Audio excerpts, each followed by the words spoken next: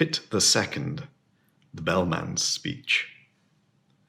The Bellman himself they all praise to the skies.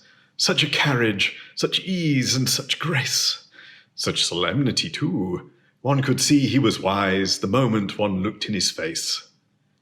He had bought a large map representing the sea without the least vestige of land, and the crew were much pleased when they found it to be a map they could all understand.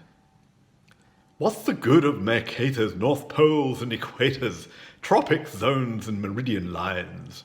So the Bellman would cry, and the crew would reply, they are merely conventional signs. Other maps are such shapes with their islands and capes, but we've got our brave captain to thank, so the crew would protest, that he's bought us the best, a perfect and absolute blank. This was charming, no doubt, but they shortly found out that the captain they trusted so well had only one notion for crossing the ocean, and that was to tinkle his bell. He was thoughtful and grave, but the orders he gave were enough to bewilder a crew. When he cried, "Steer to starboard, but keep her head larboard," what on earth was the helmsman to do? Then the bowsprit got mixed with the rudder sometimes, a thing, as the Bellman remarked, that frequently happens in tropical climes when a vessel is, so to speak, snarked. But the principal failing occurred in the sailing, and the Bellman, perplexed and distressed, said he had hoped at least when the wind blew due east that the ship would not travel due west. But the danger was past. They had landed at last, with their boxes, portmanteaus, and bags. Yet at first sight the crew were not pleased with the view, which consisted to chasms and crags. The Bellman perceived that their spirits were low, and repeated in musical tone some jokes he had kept for a season of woe, but the crew would do nothing but groan.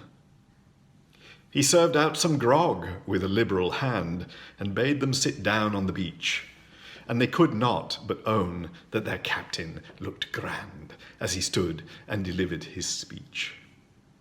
"Friends, Romans, and countrymen, lend me your ears."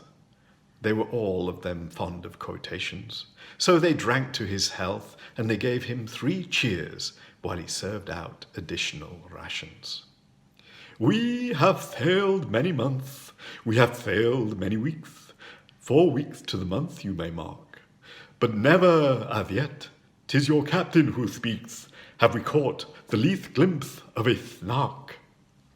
We have sailed many weeks, we have sailed many days, 7 days to the week I allow, but a Snark on the which we might lovingly gaze, we have never beheld till now.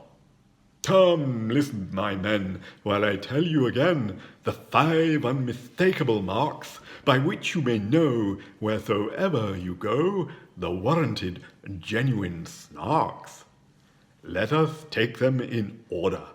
The first is the taste, which is meagre and hollow but crisp, like a coat that is rather too tight in the waist, with a flavour of will-o'-the-wisp.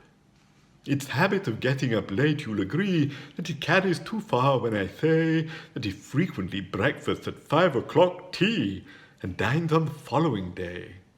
The third is its slowness in taking a jest. Should you happen to venture on one, it will sigh like a thing that is deeply distressed, and it always looks grave at a pun. And the fourth is its fondness for bathing machines, which it constantly carries about, and believes that they add to the beauty of scenes, a sentiment open to doubt. The fifth is ambition. It next will be right to describe each particular batch, distinguishing those that have feathers and bite from those that have whiskers and scratch. For, although common Snarks do no manner of harm, yet I feel it my duty to say, some are boojums.